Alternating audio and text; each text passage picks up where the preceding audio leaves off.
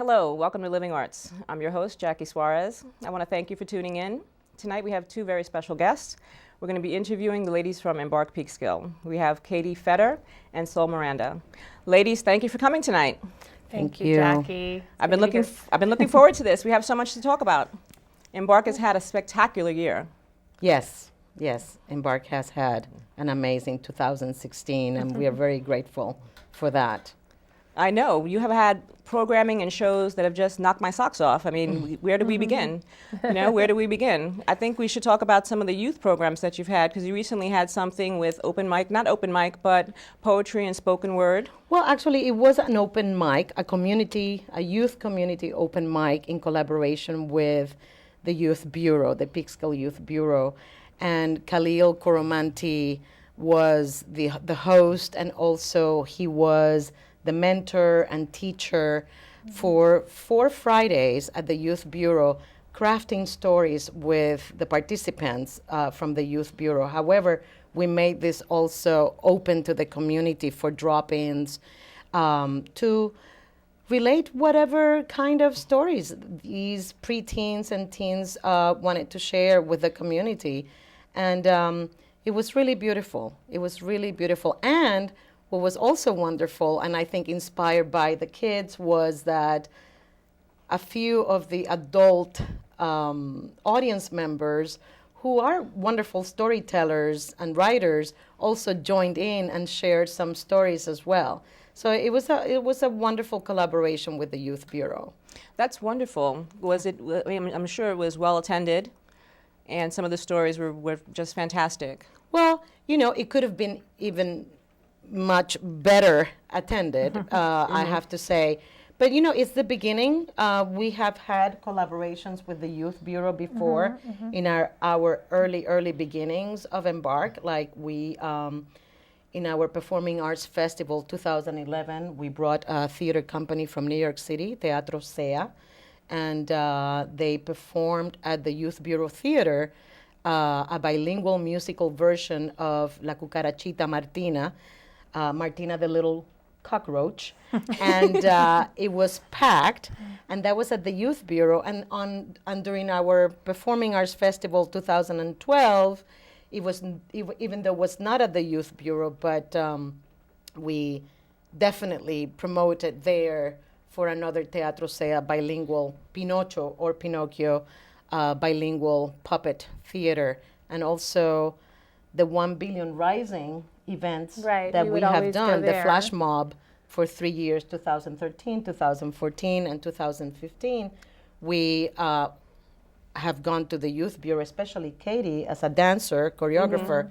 She has taught the flash mob 1 Billion Rising dance at the Youth Bureau, so the kids and adults and staff come and join us in front of the library on February 14. And that's an event to raise awareness really worldwide about domestic violence and violence against women and various women's issues. So that's always fun, although it's in February, so it's always cold. Yes. No, I've actually attended that, so it's always been kind of fun. Yeah, it's like they have to usually clear snow off the library plaza, and then we dance. Yes. Exactly. So we have a wonderful history of collaboration with the Peekskill Youth Bureau and other sister organizations such as Peekskill Arts Alliance, right, as well. And I think part of Embark's mission is doing those community collaborations along with our own, productions and co-productions with our members. So let's talk about that a little bit. So tell me a little bit more about the collaborations you have here in Peekskill. Well, with other organizations or with our artist members? With other organizations. Because, you mentioned the Youth Bureau. We are actually working, well, it's not so much with an organization, but right now we're working a lot with the artist Lana Yu on a very big project that she actually, the first stage of this project was 2 or 3 years ago now, called What Matters. And it was a large public art project where she invited community members to write down on Post-its what mattered to them. And it could be absolutely anything. And that project then resulted in the large mural that is on the parking garage right opposite of Seatown. Have you ever noticed that big mural that says What Matters? So Lana Yu had that project, and then what she did is she decided to try to expand it to other mediums, including theater, more visual artists, youth theater, storytelling, writers. And so she approached us, and we wrote 3 proposals, which she included in a grant that she submitted to the National Endowment for the Arts. And she actually did receive that grant, which is a huge thing because it's a lot of work. So a lot of kudos to Lana Yu.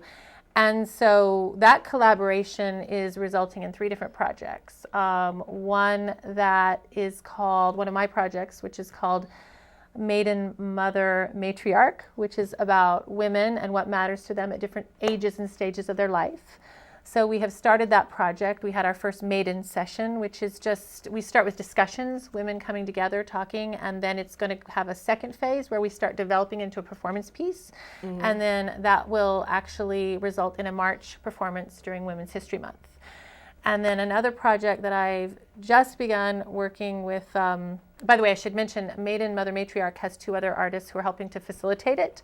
Deb Carlin-Pohill, who is also happens to be our board chair, but is a wonderful writer, poet, songwriter, performer. And Kelly O'Connor, who has assisted me on a few projects. She's also a theater educator.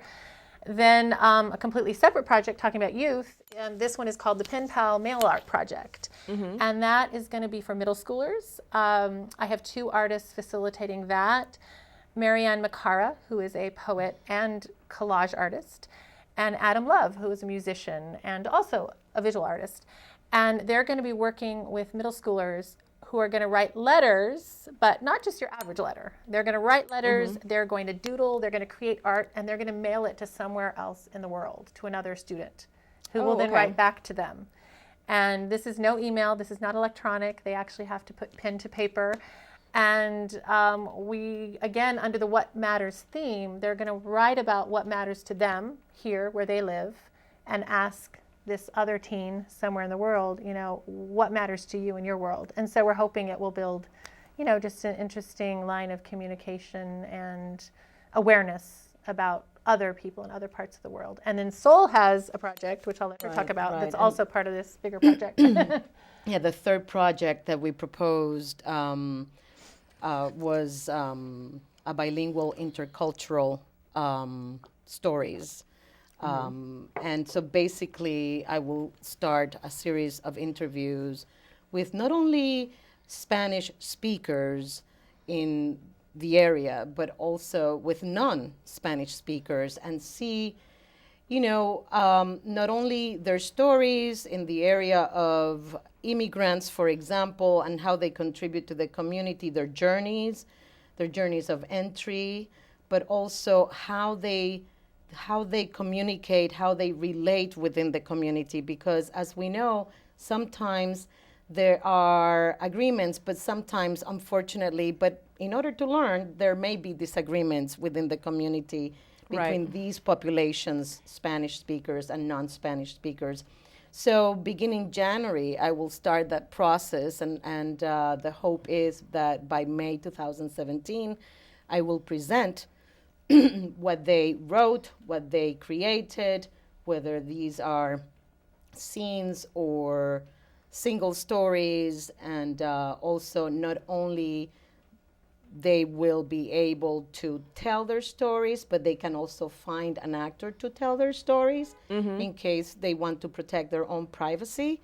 Right. So, you know, so there's going to be a lot of investigation and digging within the community. I think it's very important to, you know, to reveal what is going on in the area, because sometimes there are misconceptions and misperceptions. Absolutely, absolutely. Even we can experience that. I mean, especially in Peekskill, we have a huge immigrant population. Yes, yes. And so I can see how that would be very relevant. Right, and for the most part, this Latino population is mostly first generation. So very close to their heritage, their culture, their language. And so what happens when there is an assimilation or acculturation of some sort, you know, it's not always easy and smooth. So we'll just to note, Lana Yu has a website Yes. That's I'm not sure if it's whatmatters.com, but if I'm sure if anybody Googled Lana U or even Yes. just What Matters, they'll get all the information about all the projects, because there are other organizations doing projects as part of this as well. But anybody who wanted to be involved, either in Souls Project or the Pen Pal Project, if they have a middle schooler, we'll be reaching out to the schools, and there will be flyers going home. Or women who might want to get involved in the Maiden Mother Matriarch, they can always just email Embark, and we will send them the information. It's easy, or visit our website, which is embarkpeekskill.org. So, because we definitely are looking for people. We really want community members involved. This isn't about getting professional performers by any means. This is about the community. We really want the community Well, involved. of course, I remember when Lana was first putting together What Matters. I've had her on the show, and I did my little piece of What Matters, and just seeing it actually in her studio before it was up on the wall. Yeah. Right. So I'm so glad to see that she's been able to go so far with it. And I would like to add that her fiscal sponsor is HVCCA, our contemporary museum here, has been the fiscal sponsor for this project as well. Yeah, big shout out to those guys. They don't get enough credit, and they're a wonderful museum. Yes. And people should go and see them and go visit. Yes, Yeah. absolutely. I believe they have a word project Yeah, they have this weekend. Yeah. Yeah. But Yeah, absolutely. depends when this is shown. But yeah, there's always something going on there, always something interesting. And It's a wonderful space. Yeah, I think even some of the What Matters projects will presented perform there. there. Yeah. So it's a great collaboration. So yeah, in effect, we are collaborating with their organization as well. I mean, Lana's just great at bringing a lot of different people together. And that's a lot of work. So we appreciate all of her very hard work. Next is also involved in the Lana U project as well. So it's a very community collaborative project. Yeah. Well, that sounds fantastic. It's Thank an you. exciting one. And I was thinking to myself, there's a lot of people that are going to be seeing this that haven't been able to come and see some of your events or don't really know that much about Embark. So why don't we just tell them a little bit about some of the events that happen at Embark? And I was thinking to myself, we could start with Peace. Why don't you tell us about Peace? Well, I mean, first of all, just if people aren't at all familiar with Embark, I'll just give you the basic what we do and who we are. So we are we're a nonprofit. We're performing in literary arts. So we really focus on performers, writers of all types. And our mission is to provide a space, a home, sometimes we say, where artists can not only rehearse and collaborate and teach, or, they can perform. So we're kind of like a place where artists can just do their thing. So Peace was brought to us. It actually stands, you can tell me if I get it right, for Peekskill Electroacoustic Ambient Chamber Ensemble. Perfect. Yes. And that was brought to us by Gene Pashenko, who is multi-talented. I mean, first of all, he really serves as our volunteer tech director, meaning he is the guy who's helping us set up sound equipment, set up light equipment. He has donated through his company a lot of sound and light equipment. But Gene wanted to start an ensemble that allowed sort of people to come and create music, create ambient music, which is a very specific type of music. How would you? It is very specific. Yeah. It is very specific. It's almost very, like new age. I want to say it's new age. Yeah. Some people may see it as that. I don't know if that he will define it as such, but it involves also No vocals. I mean, for people that No, you can add vocals actually not because lyrics. there is looping, Looping. right? So Right. he adds to a melody, and you keep adding, and hopefully there is audience participation plus his own feedback and addition to it, and all of a sudden you can create an entire melody or symphony based on this collaborative effort with the audience. Participation, is very encouraged. But this year he will do a peace concert. This will be more of a concert jam of ambient music, not with audience participation, where other two artists,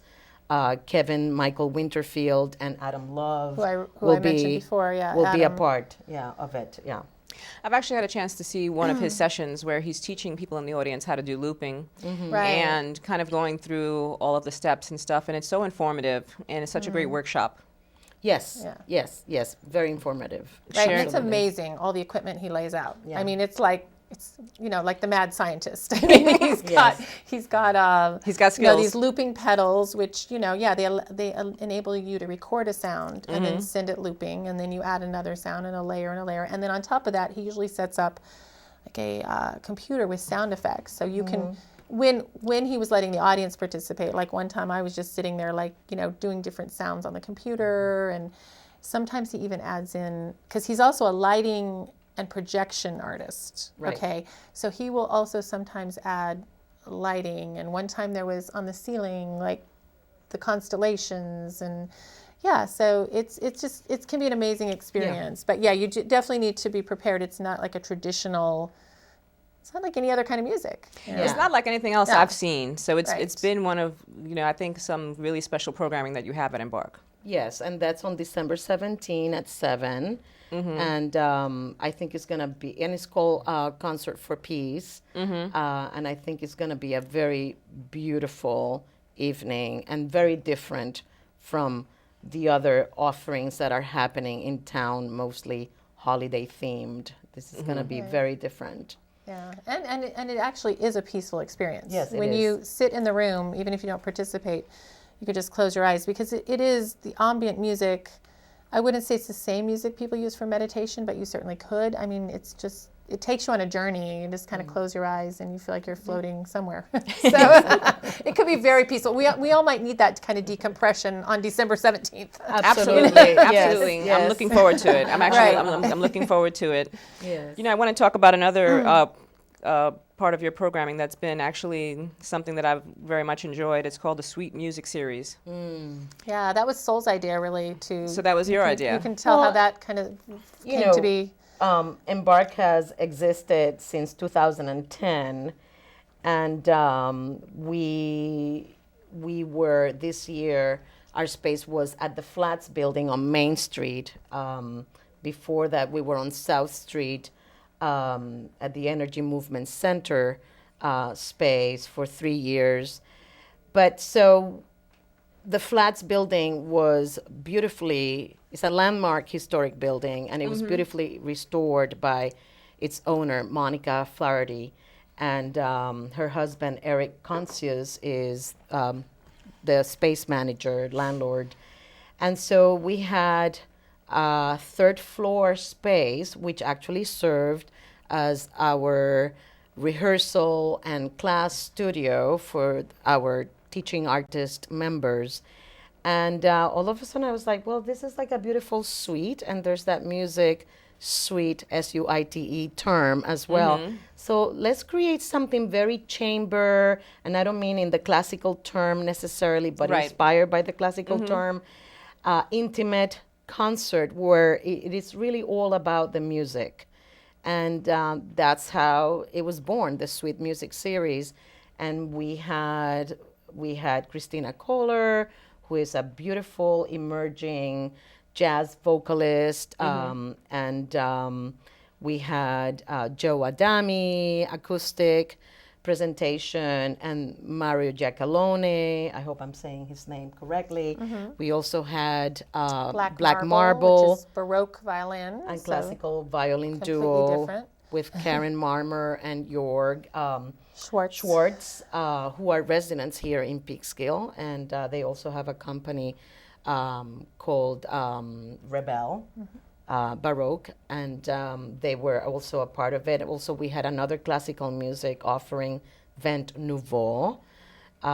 They are a 7-member wind ensemble, and they also presented as well, and that was an amazing And that's concert rare as because well. you don't really get to hear a wind ensemble. So so it's only That was very special. flutes, piccolo, clarinets, French horn, trumpet, oboe, and so it's and it was a very specific repertoire, which was incredible. Yes. Yeah, so that was a beautiful night. Is that everyone that was in the Sweet Music Series this year? Yes, I think so. I think so. Yes, that those were all thus far, and we are planning to continue the Sweet Music series in 2017 as well. So that they all of those artists, musicians are members of Embark. So we collaborate. We help them have a wonderful, unique performance where it's all about them. Very Yeah. intimate.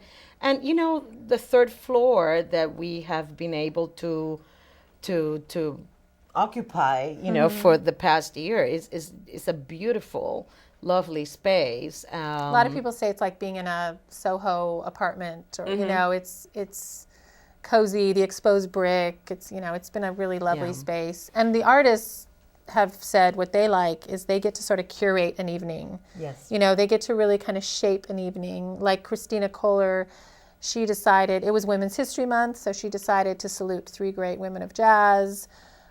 Wait, 3 or 2? No, I'm sorry. Nancy Wilson, and forgive me, I forgot the other one. Sarah Vaughan. No, Ella Fitzgerald. Ella Fitzgerald and yeah. Nancy Wilson. And Nancy Wilson. Yeah, no, I actually attended that. That was a great Yeah. That concert. was a great concert. Well, because also she really did. She researched them both, and she really Yes. offered in between. And that's the same thing with Black Marble. They'll talk. Really, all of them. They would talk about the piece, or some of the history, how this piece was written or titled or whatever. And so that's another aspect of. It the Sweet reminds me Music of Series. MTV Unplugged.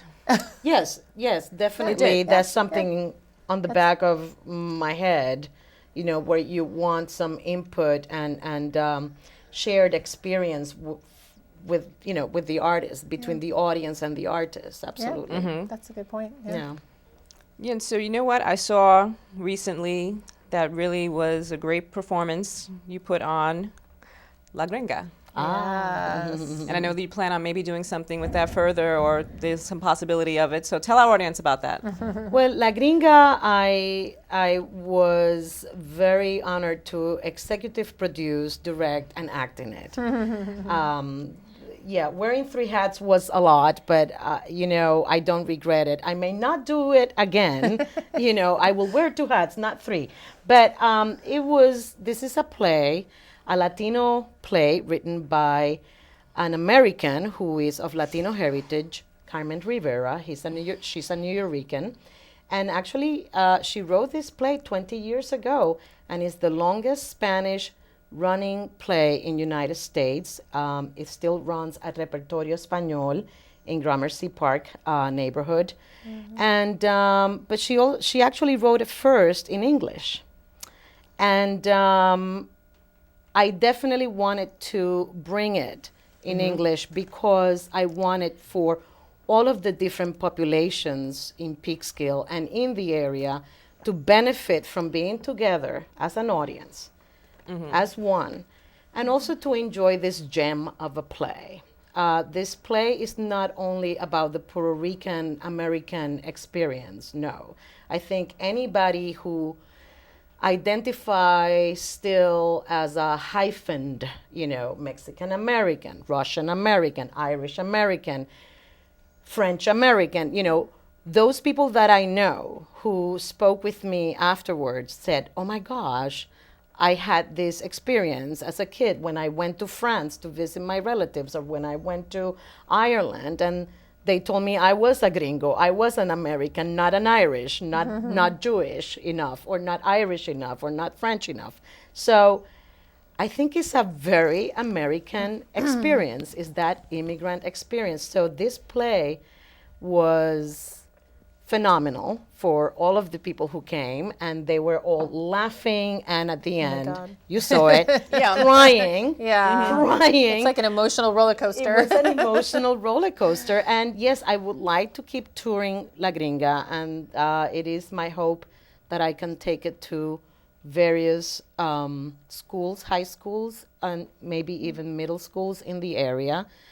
We are talking right now with a restaurant in Mayopac that is very interested in presenting it during the month of January. So we'll see. But I think after so much work, it is one of those very, very simple, minimalistic kind of plays that are very easy to tour. I can see you touring with this. I Yeah. can definitely see you touring with this. Yes, no, definitely. And it will be a good Embark fundraiser as well, especially after so many hours of work putting it together, you know, and the actors were amazing, and the crew, we had a crew from the high school who stepped up, and I mean, it's all, again, you know, we don't call it community theater because most of the cast was professional or emerging artists, and maybe one person from the community with wonderful talent. So we're calling it independent theater, right? Because there are so many wonderful intersections where, you know, I think any production, you did it with the Fantastics, it happened last year also with the Hispanic Zone as well, where, you know, you elevate a piece and you see something that is much different than just community theater. Nothing wrong with community theater, but it's just there is another You're taking it to, level, to another level. Yes, Yeah. yes. So you'd mentioned a little bit about it being maybe a fundraising tool. Yeah. And I want to, because I don't want us to run out of time, you have a very important campaign that you're doing right now. Thank you. And I want to talk about that and want us to have enough time to really explain to our audience, you know, what it's all about, and let's go for it. Well, yeah. So, you know, as Sol has said, we Embark started, well, it's really going on 7 years ago now. So as any nonprofit, you know, you're step by step, little by little, you're trying to fundraise, you're trying to grow. The first couple years we didn't have a space. Then we were fortunate to rent a space. Then, you know, we've gone from space to space. So we're kind of right now at a crossroads where we really are trying to take our organization to the next level. And we need help from the community. Yeah. We really do. So what's the best way for somebody to help? Well, so what we have is we have what's called a sustaining donor campaign. And Sustaining donor. Yeah, and you can go to our website. It's very obvious. There's 3 boxes. You can't miss it. Okay. And it's an opportunity, and certainly you can give a one-time donation. That is always appreciated. But the whole theory behind a sustaining donor campaign is if you can give us a little bit every month, It keeps the you can organization going. change, you can help our organization really grow and really sustain, live, survive. So people it's that automatic. and it's automatic, and it's a great way to give. And Yes. you can go to embarkpeekskill.org .org. to see all the information about it. Yep, scroll down a little, look for 3 boxes, and you're in the right place. You're in the right place, and there's all the information about where the donations are going to be going to. Yeah, that went out in our email, but we will add that to the website as well. So you can also see what we've been doing over the last 7 years and how the money will be spent. Yeah. Well, I want to thank you. Thank you. I want to Thank thank you. you for all of the work that you guys have been doing for the community. It's been phenomenal, and it's been something that's been very special, and I hope that people really take this to heart and really give and, you know, dig in their pockets. And you Yes. know what? If you can't give, we always accept volunteers too. We Yes. always need poor people. So you can, Yeah. if you can't give anything in money, email us and we'll accept volunteers. Yes, and it's a very easy email, embarkpeekskill@gmail.com. Yep. And there's some other information as well. You've got Facebook as well. Oh, Yep. yeah, we're on Facebook. Just look, Yes. just search Embark Peekskill. Okay, terrific. Yeah. So I want to it's easy thank you find for us. coming to the show. It's been great talking to you and doing a little recap of 2016 because it was such a great year for you guys. Thank you, Jackie. Thank you. You're welcome. So to the the Living Arts audience, I want to thank you for tuning in. I hope you will go ahead and take a look at Embark Peekskill and really just take a look at the organization and give as much as you can. Take a look at my Facebook page and see what's going on with Living Arts. Take a look at YouTube and see past episodes. And as usual, we're just glad to be here and be able to entertain you. Take care. We'll see you soon. Peace.